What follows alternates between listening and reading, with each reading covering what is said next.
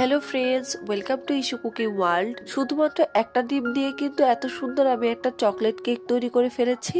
যারা কেক বানাতে একদমই পারে না তারা চাইলে আজকের এই রেসিপিটা ফলো করে ঝটপট কেক বানিয়ে নিতে পারে। বানিয়েছি সেটাই আজকে আপনাদের সাথে শেয়ার করব। চলুন না দেরি না করে দেখে আসি কিভাবে এত সুন্দর একটি কেক তৈরি করে ফেলেছি, তাও আবার একটা ডিম দিয়ে। যাতে আমার কেকটা বানাতে অসুবিধা না হয় এজন্য আগে চিনিটাকে গুঁড়ো করে নিচ্ছি। আমি 1/3 কাপ পরিমাণে চিনি দিয়ে দিলাম, দিয়ে এটাকে ব্লেন্ডারে ব্লেন্ড করে নিচ্ছি। আপনারা চাইলে এমনিতেও চিনিটাকে ব্যবহার করতে পারেন। এরপরে শুকনো উপকরণগুলোকে আগে চেলে নিব। আমি এখানে 1 কাপে সামান্য একটু কম পরিমাণে ময়দা নিয়ে নিলাম। আমি 2 চামচ পরিমাণে কম নিয়েছি। 2 চামচ পরিমাণে আমি কোকো পাউডার দিয়ে দিচ্ছি, 1 চামচ পরিমাণে বেকিং পাউডার আর সামান্য একটু বেকিং সোডা। এখন এই সবগুলো শুকনো উপকরণকে একটু চেলে নিচ্ছি। অবশ্যই কেক বানানোর সময় শুকনো উপকরণগুলোকে একটু চেলে নিবেন, তাহলে কেকটা অনেক বেশি সফট হবে। শুকনো উপকরণ চেলে নেওয়ার সময় দানাদার যুক্ত থাকলে এভাবে প্যাচুলার সাহায্যে ভালোভাবে এটাকে মিশিয়ে নিবেন, তাহলে কিন্তু দানাদার আর থাকবে না। এরপরে এই শুকনো উপকরণগুলোকে আমি ভালোভাবে মিশিয়ে নিচ্ছি। এটাকে কিন্তু অবশ্যই সাইডে ঢাকনা দিয়ে ঢেকে রেখে দিতে হবে। একটা ডিম ভেঙে দিচ্ছি। এর মধ্যে আমি চিনিটাকে দিয়ে দিচ্ছি। ব্লেন্ডারে ব্লেন্ড করে নিয়েছিলাম। আমি অর্ধেকটা চিনি দিয়ে এটাকে ভালোভাবে মিশিয়ে নিচ্ছি ডিমের সাথে। তারপরে আমি বাকি অর্ধেকটা দিয়ে দিচ্ছি। চিনিটা ব্লেন্ডারে গুঁড়ো করার কারণে কিন্তু আমার হ্যান্ড উইক্স দিয়ে ভালোভাবে মিশাতে সময় অনেক কম লাগবে। 1/3 কাপ পরিমাণে চিনি দিয়ে কিন্তু খুব একটা বেশি মিষ্টি হয়নি। আপনারা চাইলে মিষ্টির পরিমাণটা আরেকটু বাড়িয়ে দিতে পারেন। চিনিটাকে মিশিয়ে নিলাম। এটা যেহেতু পঞ্চ কেক না, এই জন্য কিন্তু কোনো সমস্যা নেই। জাস্ট একদিকে একটু ঘুরিয়ে ঘুরিয়ে মিশিয়ে নিবেন, তাহলে হয়ে যাবে। আমি এখানে রান্নার রেগুলার তেল দিয়ে দিলাম 1/4 কাপ পরিমাণে। দিয়ে এটাকে এখন এই মিশ্রণের সাথে ভালোভাবে মিশিয়ে নিচ্ছি। এরপরে লবণ দিয়ে দিলাম সামান্য পরিমাণে। এটাকে আবারও মিশিয়ে নিচ্ছি। সবগুলো উপকরণ মেশানো হয়ে গেছে। এখন আমি শুকনো উপকরণটাকে অ্যাড করে দিব। অর্ধেকটা শুকনো উপকরণ দিয়ে এটার সাথে ভালোভাবে মিশিয়ে দিচ্ছি। এরপরে বাকি অর্ধেকটা দিয়ে আবারও মিশিয়ে দিচ্ছি। বাকি অর্ধেকটা দিলে কিন্তু অনেকটা আঠালো হয়ে যাবে, এজন্য আমরা কুসুম গরম দুধ ইউজ করব। কুসুম গরম দুধটা দিয়ে আলতো হাতে ঠিক একদিকে আমরা ভালোভাবে ঘুরিয়ে ঘুরিয়ে মিশিয়ে নিব। এই তো দেখতে পাচ্ছেন ভালোভাবে মেশানো হয়ে গেছে।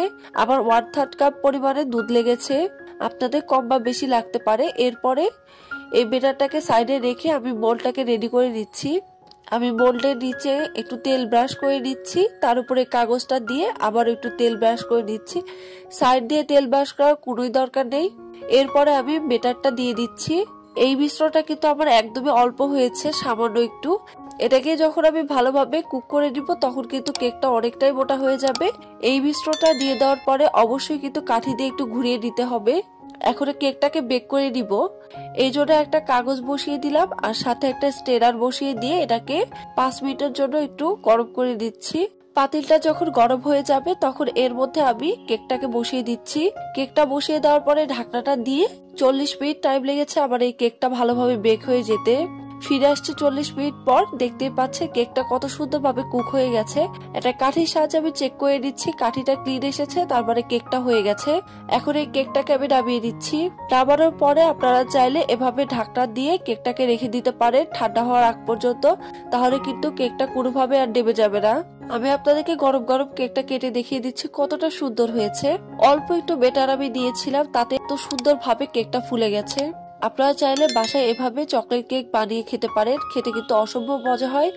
আজকে কিন্তু আমি কোনো প্রকার ভ্যানিলা বা কোনো প্রকার এসেন্স ব্যবহার করিনি, তারপরেও কিন্তু কেকটা খেতে অনেক মজা হয়েছিল। জাস্ট নর্মালি এই কেকটা আমি বানিয়েছি রাতের বেলা খাওয়ার জন্য। তারপরও দেখুন কতটা পারফেক্ট হয়েছে। আপনারা চাইলে ছোট বড় সবার জন্য এই কেকটা এভাবে বানিয়ে নিতে পারেন, কারণ আমি কিন্তু ঘরে থাকা যেগুলো উপকরণ ছিল সেগুলো দিয়ে আজকের এই কেকটি বানিয়েছি। তারপরেও দেখুন কতটা পারফেক্ট হয়েছে আর অনেকটাই কিন্তু ফুলে গেছে। শুধুমাত্র একটা ডিম দিয়ে যে এত সুন্দর কেক তৈরি করা যায় এই রেসিপি না দেখলে বুঝতে পারবেন না।